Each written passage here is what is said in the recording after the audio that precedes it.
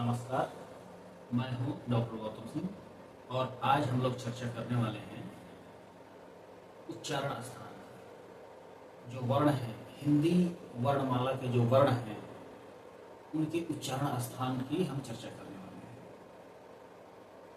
बहुत ही विस्तार से चर्चा करेंगे और बहुत ही कम समय में करेंगे। कुछ ऐसे ट्रिक्स या ट्रिक नहीं करेंगे उसको, तकनीक, कुछ ऐसे तकनीक का हम प्रयोग करेंगे जिससे उनका उच्चारण स्थान एकदम स्पष्ट हो जाएगा। कोई भी वर्ण आ जाए, प्रतियोगी परीक्षाएं हों या कोई भी परीक्षा हो, उसमें अगर आपसे पूछ दिया जाए कि इस वर्ण का, इस ध्वनि का उच्चारण स्थान क्या है, तो आप निश्चित रूप से बता देंगे। तो ज़्यादा समय नहीं लेते हुए हम शुरू करते हैं। और एक और बात, ये जो वर्णों का हम उच्चारण स्थान, ध्वनियों का जो उच्चारण स्थान अभी पढ़ रहे हैं, अगले क्लास में हम चर्चा करेंगे जब संधि की हम चर्चा करेंगे अगले क्लास में, तो उसमें इनका बहुत प्रयोग देखने को मिलेगा, विशेषकर स्वर संधि। और ज़्यादातर आपने देखा होगा कि प्रतियोगी परीक्षाओं में स्वर संधि से ही प्रश्न आते हैं। तो इसका एक फ़ायदा तो ये है, इस क्लास का एक फ़ायदा ये है कि आप ये जान पाएंगे कि किस वर्ण का उच्चारण स्थान, किस स्वर का उच्चारण स्थान क्या है। और यह क्लास सहयोगी होगा, सहयोगी सिद्ध होगा, सहयोग करेगा अगले क्लास के विषय की जब हम चर्चा करेंगे, तो उसमें यह सहयोगी भी साबित होगा। तो सबसे पहले देखते हैं यह क्लास जो उच्चारण स्थान पर आधारित क्लास है। देखते हैं कि जो हिंदी वर्णमाला के शब्द हैं, उनको हम आसान से आसान तरीके से कम समय में कैसे समझ पाते हैं कि किस वर्ण का उच्चारण स्थान क्या है। तो सबसे पहले तो आपने सुना ही होगा क वर्ण। क वर्ण जिस वर्ग में आता है, क वर्ग, उसी तरह च वर्ग, ट वर्ग, क वर्ग और प वर्ग। ये जो 5-5 के समूह हैं वर्णों के, जो वर्ग हैं, इनमें तो कोई डाउट ही नहीं है। आप जानते हैं कि क वर्ग के जो वर्ण हैं, इनका उच्चारण कंठ से होता है। कंठ, देखिए यहाँ से मैंने प्रयास किया है, मैं बहुत अच्छा चित्रकार नहीं हूँ, बहुत ही खराब चित्रकार हूँ, मुझे ऐसा कहना चाहिए, लेकिन आपके लिए मैंने कोशिश की है कि जो उच्चारण स्थान हैं हमारे मुख गुहा में, गुहा मतलब गुहा, मुख गुहा में जो उच्चारण स्थान है, मैंने कोशिश की है कि इस चित्र के माध्यम से आपको समझाऊं। तो सबसे नीचे जो गर्दन है, यानी कि कंठ, गर्दन और मुख गुहा का जो मिलन स्थल है, वहीं पर कंठ स्थित होता है। तो ये हो गया कंठ, और उसी कंठ से पहले वर्ग के सारे वर्णों का उच्चारण होता है, यानी कि क वर्ग। अब धीरे धीरे ऊपर चढ़ते हैं, कंठ से शुरू किया है, जैसे ही ऊपर चढ़ेंगे तो च वर्ग के वर्णों का उच्चारण होगा तालु से, यानी कि कंठ से क वर्ग के वर्णों का उच्चारण, और कंठ से ठीक ऊपर तालु होता है, तालु से च वर्ग के वर्णों का उच्चारण। तालु के बाद जो सबसे ऊपरी स्थान होता है मुख गुहा का, सबसे ऊपरी स्थान होता है, वो है मूर्धा। आपने कई बार सुना होगा कि अमुक साहित्यकार का साहित्य में मूर्धन्य स्थान है। कहने का मतलब मूर्धन्य यानी सबसे ऊपर, आपको दिख रहा है ये स्थान सबसे ऊपर। भारतीय प्रधानमंत्रियों के बीच, चाहे भारतीय महिलाओं के बीच इंदिरा गांधी का मूर्धन्य स्थान है, यानी सबसे ऊपर है। भारत के महिलाओं के बीच इंदिरा गांधी का मूर्धन्य स्थान है। अगर ऐसा वाक्य कहीं लिखा हुआ है तो आपको मूर्धन्य का मतलब ये मानना चाहिए कि सबसे ऊपर स्थित। तो सबसे ऊपर स्थित मुख गुहा का जो भाग है, अगर कंठ की ओर से चलेंगे तो तीसरा, और जो उसकी स्थिति है उसके हिसाब से देखेंगे तो सबसे ऊपर, तो वो है मूर्धा। और मूर्धा से उच्चारण होता है ट वर्ग के वर्णों का। उसके बाद आता है त वर्ग। त वर्ग का उच्चारण होता है दांत से, धीरे धीरे बढ़ रहे हैं, कंठ, तालु, मूर्धा, दांत तक पहुंचे। दांत से त वर्ग के वर्णों का उच्चारण होता है। उसके बाद प वर्ग। प वर्ग के वर्णों का उच्चारण होता है ओष्ठ से। तो आपने देख लिया कि यहाँ पर ये जो 25 वर्ण हैं, इनमें किसी प्रकार का संदेह तो है ही नहीं, कोई भी डाउट नहीं है। ये है कि नहीं, आपने संदेह अलंकार पढ़ा है तो है कि नहीं है, कोई डाउट नहीं है। और भ्रमित भी नहीं होना है, भ्रांतिमान अलंकार आपने पढ़ा है, भ्रमित भी नहीं होना है कि नहीं ये तो ऐसा है, ये तो वैसा है, भ्रमित भी नहीं हो जाना है। तो क वर्ग कंठ, च वर्ग तालु, ट वर्ग मूर्धा, त वर्ग दंत और प वर्ग ओष्ठ। 25 वर्णों का उच्चारण एकदम आपको क्लियर हो गया, इसमें कोई डाउट नहीं रखना है। क ख ग घ अंग एक वर्ग, यानी कि सबसे नीचे कंठ, उसके ऊपर तालु, च वर्ग, उसके ऊपर मूर्धा, ट वर्ग, उसके ऊपर दंत, ऊपर या आगे कह सकते हैं, उसके आगे दंत, त वर्ग, और उसके आगे ओष्ठ, अ वर्ग। तो ये तो आप एकदम क्लियर कर लीजिए। इसमें से अगर एग्जामिनर टेढ़ा नहीं होगा, सीधा होगा, तो इन्हीं में से पूछेगा। और आप अगर ये चीज ध्यान में रखते हैं तो कोई संदेह वाली बात ही नहीं, कोई डाउट वाली बात नहीं है। अब एग्जामिनर के मन में अगर खुराफात चल रहा हो, अरे इसमें तो ये तो बेसिक बातें हैं, लोग बता ही देंगे, थोड़ा कठिन प्रश्न पूछते हैं, तो वो क्या करेगा, इस साइड आएगा, सोचेगा ये तो लोग बता ही देंगे, इस साइड आएगा। अब हम देखते हैं कि इस साइड के, इस तरफ के जो शब्द हैं, इस तरफ के जो वर्ण हैं, उनको हम कैसे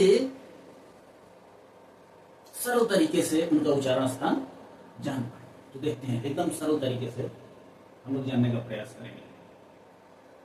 तो एक एक करके चलते हैं। आप लोग सुने होंगे तालव्य स्व, यानी कि तालव्य स्व में कोई डाउट नहीं, कोई संदेह नहीं, तालु से उच्चारण होगा। तालव्य स्व, तालु से उच्चारण। मूर्धन्य स्व, मूर्धा से उच्चारण। दंत्य स्व, दंत से उच्चारण। तो ये तीन भी एकदम स्पष्ट हैं, इसमें भी किसी तरह का डाउट, किसी तरह का संदेह जैसे इन वर्णों में नहीं है, वैसे ही इनमें भी नहीं है। उसके बाद हम इसमें से जो व्यंजन वर्ण बचे, उसमें से कौन कौन बच गए, य, र, ल, व और ह। पूरा फाती दिमाग वाला आदमी इसी का पूछेगा। तो हम देख लेते हैं, य, र, ल और एक है ह। ह को हमने पहले लिख दिया।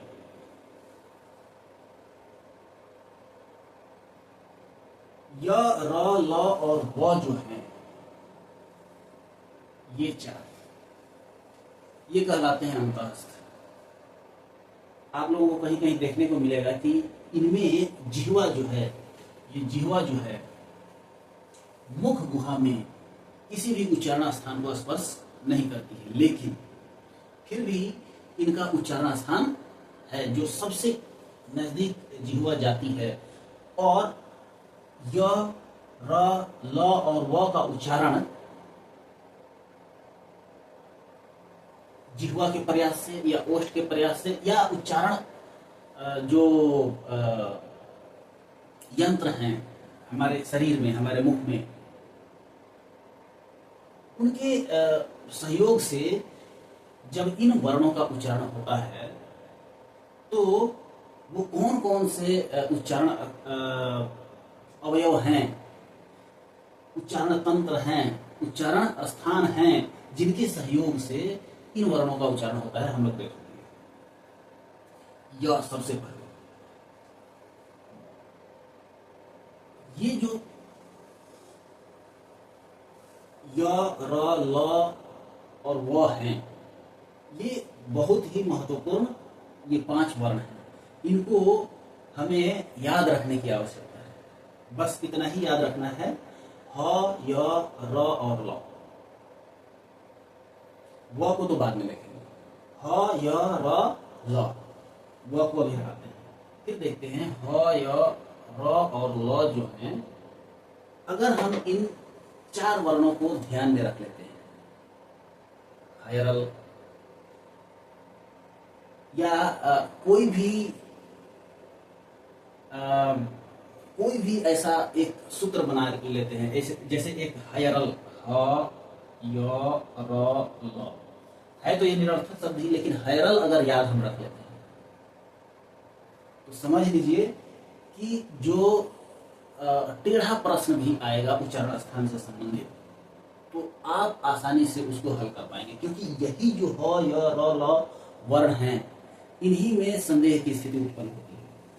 तो ह, य, र, ल जो वर्ण है, ये ह सीधा कंठ से जुड़ा हुआ है, य तालु से, र मूर्धा से और ल दंत से। तो ह, य, र, ल और ये जो उ और उ स्वर है, ये जुड़े हुए हैं ओष्ठ से। तो ह, य, र, ल, उ, छोटा उ भी उसमें शामिल है और बड़ा उ। अगर हम ये 5 वर्ण क्रम से याद रख लेते हैं, ह, य, र, ल, उ, तो ये इस पर सेट हो जा रहा है। कंठ, तालु, मूर्धा, दंत, ओष्ठ। ह कंठ, य तालु, र मूर्धा, ल दंत, उ ओष्ठ। ठीक इसी तरह जैसे क वर्ग कंठ, तो ह भी कंठ, च वर्ग, ट वर्ग, त वर्ग और प वर्ग की तरह ह, य, र, ल और उ। हयरल, उ। अगर ये 5 वर्ण हम याद कर ले, रट ले, और इसी क्रम में यहां पर हम इसको रख दें, तो हमारा काम बन जाता है। तो अगर हमने इसको याद कर लिया, ह, य, र, ल और उ, तो देखिए ये भी चला गया, ये भी चला गया, इसका भी हल हो गया, इसका भी हल हो गया, इसका भी हल हो गया। अब बचे इतने, और जो बचे हैं इनमें अ, आ, स्वर वर्णों में हम शुरू करते हैं। स्वर वर्णों में भी जैसे क वर्ग से शुरू होता है व्यंजन वर्ण, उसी तरह स्वर वर्ण अ से शुरू होता है। तो क और आ जो पहले 2 हैं वो फिर कंठ में आ गए, जैसे ये क वर्ग कंठ से आ रहा था। फिर ई और छोटी ई और बड़ी ई हैं, ये आ गए तालु में। ई, ई। छोटा ऊ और बड़ा ऊ हमने पहले से ही ले रखा है, तो बचा नहीं। अब र का जहां से उच्चारण होगा, अ, आ, ई, उ, उ। अ, आ, छोटी ई, बड़ी ई, छोटा ऊ, बड़ा ऊ, इनकी चर्चा हमने कर ली। स्पष्ट हो गया कि इनका उच्चारण कहां से होगा। अ आ कंठ से, ई तालु से, उ और बड़ा ऊ ओष्ठ से। अब बचा री, तो र जो है, र का उच्चारण हमको पता है, हाय र ल उ वाला जो शब्द है, इसके माध्यम से हमें र का उच्चारण स्थान पता है, मूर्धा। तो री का भी होगा मूर्धा, री भी होगा मूर्धा, री भी चला गया। अब देखते हैं, थोड़ा सा तकनीक का प्रयोग करेंगे। तो अब जो तकनीक का हम प्रयोग करने वाले हैं, उसका यहाँ तो इस्तेमाल होगा ही होगा, जो जब हम संधि पढ़ेंगे उसमें इसका बहुत ज़्यादा इस्तेमाल होगा। जैसे ये जो स्वर हैं, इसमें आ भी शामिल है, आ, ई, ऐ, ओ, औ, इनको संयुक्त स्वर कहा जाता है। संयुक्त स्वर कहा जाता है, इसका मतलब इसमें दो या दो से अधिक स्वर मिले हुए हैं। दो से अधिक तो बहुत कम उदाहरण है उसका, लेकिन दो स्वर तो मिले ही हुए होते हैं। जैसे ए जो है अ और ई से मिलकर बना है, अ और छोटी। तो अ का उच्चारण स्थान हमको पता है कंठ, और ई का उच्चारण स्थान हमको पता है तालु। तो इसका उच्चारण हो जाएगा कंठ तालु या कंठ तालव्य, इसको इस ए जो वर्ण है उसको कहेंगे। अब जहां ए है वहीं होगा ऐ, तो ए भी क्लियर हो गया, ऐ भी क्लियर हो गया, कंठ तालु। क्यों? क्योंकि ये अ और ई से मिलके बना है। अ का उच्चारण स्थान कंठ है, ई का उच्चारण स्थान तालु है, तो ए और ऐ का उच्चारण स्थान होगा कंठ तालु। क्यों? अब ऐ क्यों इसमें आ जाएगा? क्योंकि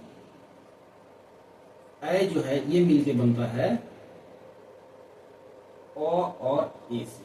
जब संधि पढ़ेंगे तो वहां और स्पष्ट होगा। ऐ जो है अ और ए से मिलके बनता है, तो ये भी, इसका भी उच्चारण स्थान कंठ और तालु। तो कंठ और तालु से उच्चारण होगा कंठ, और तालु से उच्चारण होगा ए और ऐ का। यह स्पष्ट हो गया, कंठ और तालु से उच्चारण होगा ए और ऐ का। अब बचा ओ और औ। ओ मिलके बना है अ और उ से। उ का उच्चारण स्थान है ओष्ठ, अ का उच्चारण स्थान है कंठ। तो कंठ, कंठ प्लस ओष्ठ। उसी तरह औ किससे मिलकर बना है? अ और ओ, तो ये भी होगा कंठ और ओष्ठ से। तो कंठ,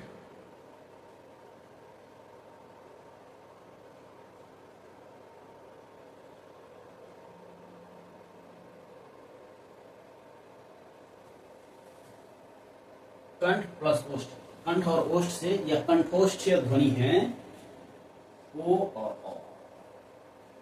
ये तो है ये अनुनासिक, अनुस्वार। अनुस्वार का उच्चारण नासिका से होगा, उसको बाद में देखेंगे। या देख ही लिया नासिका से हो ही रहा है, तो इसमें क्यों होता है नासिका से, और क्यों हम इसको कह रहे हैं कि इसको बाद में देखेंगे, थोड़ी देर बाद हम चर्चा करेंगे उस पर। ह का उच्चारण स्थान जैसे होगा वैसे ही विसर्ग का होगा। तो विसर्ग भी कहाँ आ गया? विसर्ग भी आ गया कंठ में, विसर्ग कंठ में आ गया। अब हम देख रहे हैं कि लगभग सारे वर्ण हो गए, बचा एक व। एक ही अपवाद है हम अपवाद कह सकते हैं, जो किसी फॉर्मूला पर नहीं बैठता है, जो हम संधि वाला फॉर्मूला ये कह रहे थे वो उस पर बैठता है। तो इसको हम अलग से देख लेते हैं। व का उच्चारण होता है, आप अगर थोड़ा सा ध्यान से उच्चारण करके देख लेंगे तो इसका उच्चारण स्थान आपको स्पष्ट हो जाएगा। ऊपर वाले दांत नीचे वाले ओठ में जब स्पर्श करके और उच्चारण होता है, कहने का तात्पर्य यह है कि व का उच्चारण होते समय ऊपर वाले दांत नीचे वाले ओष्ठ से स्पर्श करते हैं, तो ये दंत प्लस ओष्ठ, तो व दंत प्लस ओष्ठ व। अब मैंने कहा था कि अनुस्वार के बाद में देखेंगे। जो पंचम ध्वनियां हैं, जैसे क ख ग घ अंग पांचवा ध्वनि अंग, च छ ज झ य पांचवा ध्वनि य, उसी तरह अड़ न और म, तो अंग य ड़ न और म, ये पंचम ध्वनियां हैं। तो अगर आपसे सवाल पूछा जाएगा, अगर सवाल आपसे पूछा जाएगा कि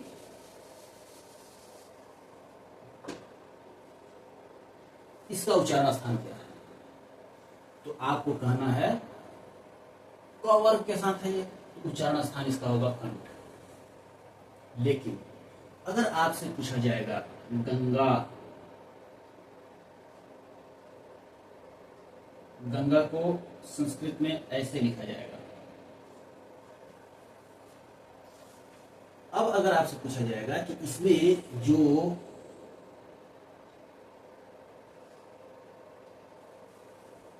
ये है ग, इसमें अ मिला हुआ नहीं है, इसमें से अ जो है अलग है, इसमें यहां पर अ मिला हुआ है, यहां पर अ मिला हुआ नहीं है, और एक तो मिला हुआ नहीं है और इसका इस्तेमाल हो रहा है अनुस्वार के रूप में। तो अगर आपसे पूछा जाए, एक शब्द दे दिया जाए कि ये है गंगा, इसमें जो ये ध्वनि है इसका उच्चारण स्थान क्या है, तो आप कहेंगे नासिका। क्यों? क्योंकि इसका इस्तेमाल अनुस्वार के रूप में हो रहा है। अगर अनुस्वार के रूप में इसका इस्तेमाल हो रहा है और अ मिला हुआ नहीं है, तो उच्चारण स्थान होगा अनुस्वार का नासिका। इसको नासिक वर्ण कहते हैं, नासिका से उच्चारण होता है। तो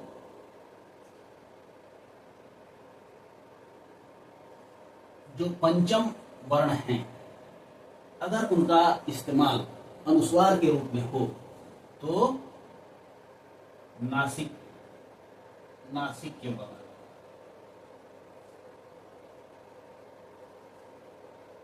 या इनको हम कह सकते हैं अनुस्वार।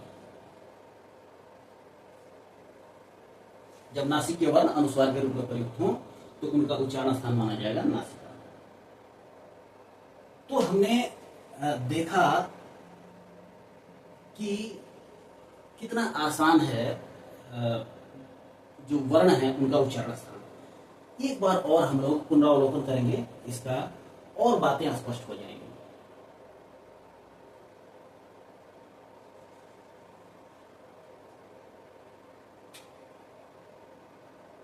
मैंने गलती से यहां लिख दिया था री, वास्तव में होगा यहां, क्योंकि इसका उच्चारण स्थान री का है मोटा। एक बार इसका हम लोग पुनरावलोकन करेंगे ताकि चीजें और भी स्पष्ट हो जाएं।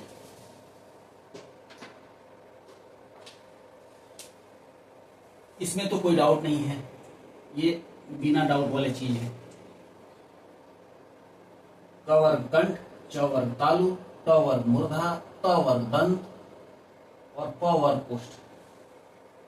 वर्गों में आगे बढ़ते जाएंगे और उच्चारण स्थानों में भी आगे बढ़ते जाएंगे, कोई डाउट नहीं है। जैसे ही क वर्ग आए तो सबसे नीचे कंठ, च वर्ग आए तो वर्णमाला में क के आगे है च तो कंठ के आगे तालु, वर्णमाला में आए ट, च के आगे है च वर्ग के आगे है ट वर्ग तो तालु के आगे मूर्धा। उसी तरह इन सब जो ये सब जो 5 वर्ग हैं इनका उच्चारण स्थान क्लियर है, आप थोड़ा सा दिमाग का इस्तेमाल करके इनका उच्चारण स्थान जान सकते हैं। फिर हमने एक शब्द लिया था हयरल उ, ह य र ल उ, निरर्थक शब्द है लेकिन इसको याद रखना मैंने कहा था जरूरी है, इसलिए कि अगर ये याद हो जाता है ह य र ल उ तो आप समझ लीजिए कि कहीं भी कोई भी कठिनाई नहीं आएगी उच्चारण स्थान पता करने में। ह का कंठ, य का तालु, र का मूर्धा, ल का दंत और उ का ओष्ठ, र से संबंधित है री, र के जैसा उच्चारण होता है। मैंने कहा था कि अ जैसे व्यंजन वर्णों का हमने क्रम से किया था, उच्चारण स्थान देखा था, उसी तरह अगर स्वर वर्णों को शुरू करें तो अ आ, छोटी ई बड़ी ई कंठ और तालु में आ जाएंगे। उ हमने देख लिया है इस फॉर्मूले के हिसाब से, इस तकनीक के हिसाब से कि उ का उच्चारण स्थान ओष्ठ है और उ का उच्चारण स्थान जान पाना बहुत ही आसान है। अगर स्वयं करके देखें उसका उच्चारण उ तो ओष्ठ का प्रयोग हो रहा है तो उ का ओष्ठ, र से संबंधित है री तो मूर्धा। उसके बाद हमने देखा ए और ऐ, ए और ऐ, ए और ऐ ओ और ई से मिलके बने हैं तो अ और ई यानी कि कंठ और तालु उच्चारण स्थान हो जाएगा। ओ और औ, ओ और औ, अ और उ से मिलकर बने हैं तो कंठ और ओष्ठ उच्चारण हो जाएगा, कंठ और ओष्ठ, कंठ ओष्ठ। व हमने कहा कि एक अपवाद की तरह का एक वर्ण है जिसका उच्चारण अलग तरीके से हो रहा है तो व का उच्चारण हो जाएगा दंत और ओष्ठ। हालांकि व का उच्चारण आप स्वयं करके देखें तो आप बहुत ही आसानी से पता कर पाएंगे कि व का उच्चारण दंत और ओष्ठ होगा। अब हमने अंत में कहा था कि जो नासिक के वर्ण हैं उनका उच्चारण जो है नासिका से होता है, नासिक के नाम ही है, लेकिन कब, जब अनुस्वार तो है ही नासिक के, लेकिन ये जो पंचम वर्ण है उनका प्रयोग अनुस्वार की तरह अगर हो तो वो भी नासिक के वर्ण में आएंगे। अगर ऐसा है तो ये है कंठ्य। अब हम इसको ऐसे लिख देते हैं,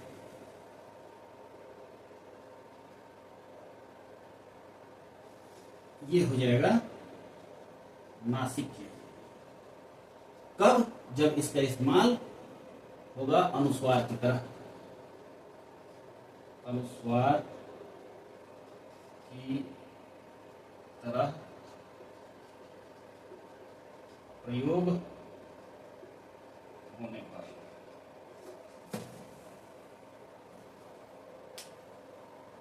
मुझे लगता है, अच्छा एक और चीज जो छूट रहा था, छ त्र और ज्ञ। आप लोग कहेंगे कि य र ल व तालव्य स मूर्धन्य स दंत स ह लिख दिया, छ त्र ज्ञ कहाँ गया?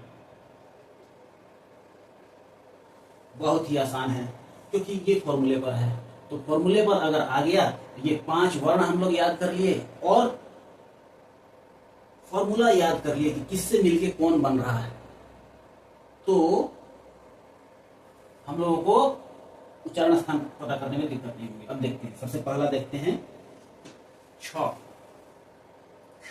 क्षत्रिय जिस छ से लिखते हैं, ये है क और मूर्धन्य स से मिलकर बना हुआ। अब हम देख रहे हैं कि क का उच्चारण स्थान है कंठ और मूर्धन्य स का उच्चारण स्थान आपको पता है मूर्धन्य स नाम ही है, तो कंठ और मूर्धा, कंठ और मूर्धा। अब इसी तरह त्र है, त्र किससे मिलकर बना हुआ है? त और र। त का उच्चारण स्थान इसमें से देख लीजिए, त का उच्चारण स्थान दंत और र का उच्चारण स्थान मूर्धा, तो दंत और मूर्धा। उसी तरह ज्ञ जो होता है ये मिलकर बना होता है ज और ज्ञ। मैंने गलती से यहाँ लिख दिया, ज और ज्ञ से मिलकर बना होता है ज्ञ। तो ज का उच्चारण स्थान हम देख लेते हैं, च वर्ग में ज आता है, उच्चारण स्थान हो जाएगा तालु। और य किस में आता है? च वर्ग में।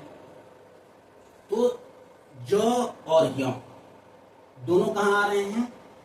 च वर्ग में। तो यानी कि य का उच्चारण स्थान तालु हो जाएगा, इसमें और कोई उच्चारण स्थान इसके साथ सम्मिलित नहीं होगा, शामिल नहीं होगा।